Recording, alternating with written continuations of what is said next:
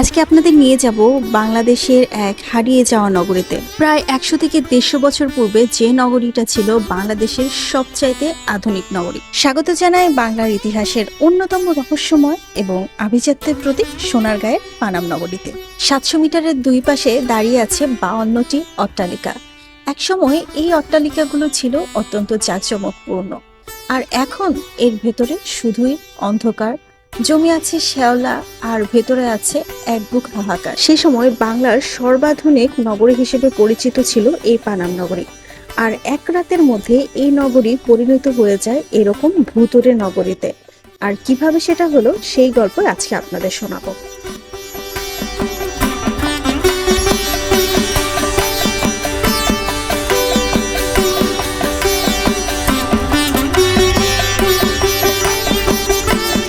ইতিহাসের পাতা উল্টালে দেখা যায়, ত্রয়োদশ শতাব্দীতে যখন সোনারগাঁও ছিল বাংলার রাজধানী, তখন থেকে এই পানাম অঞ্চলটি ছিল অত্যন্ত গুরুত্বপূর্ণ। তবে 19 শতকের ব্রিটিশ আমলে এই নগরীর রূপ নেয় এক অনন্য রূপকথায়।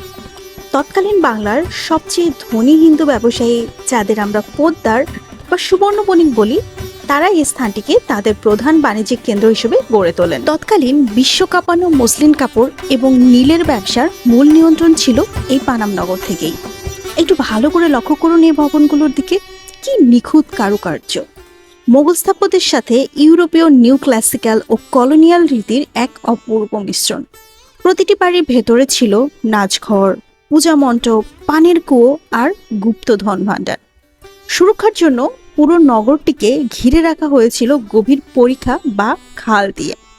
পানাম তখন শুধু একটা শহর ছিল না, এটি ছিল বাংলার সবচেয়ে সুরক্ষিত ও বিলাসবহুল ধনকুবেরদের স্বর্গরাজ্য।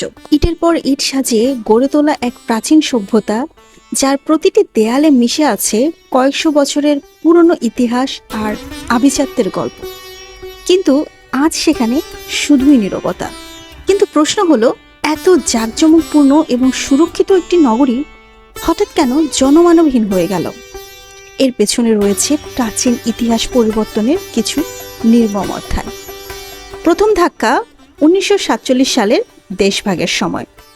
এই অঞ্চলের অনেক হিন্দু ব্যবসায়ী তাদের ব্যবসা ও ঘরবাড়ি ফেলে ভারতের উদ্দেশ্যে রওনা হয়। সে সময় তখন বেশ কিছু বাড়ি ফাঁকা হয়ে যায়। ভাবুন তো একবার, যে বাড়িটি আপনি নিজের মনের মতন করে সাজিয়েছেন, যেখানে আপনার সন্তানেরা বড় হচ্ছে, শত শত বছরের চেনা ঘর, প্রিয় আসবাবপত্র, সিন্দুক ভর্তি ধন সম্পদ, সবকিছু ঠিক যেভাবে আছে সেভাবেই ফেলে রেখে শুধু পরনের কাপড়টুকু সম্বল করে চিরদিনের জন্য আপনাকে পালিয়ে যেতে হচ্ছে। ঠিক এইরকম এক নির্মম ঘটনার শিকার হয়েছিলেন পানাম নগরের বাসিন্দারা।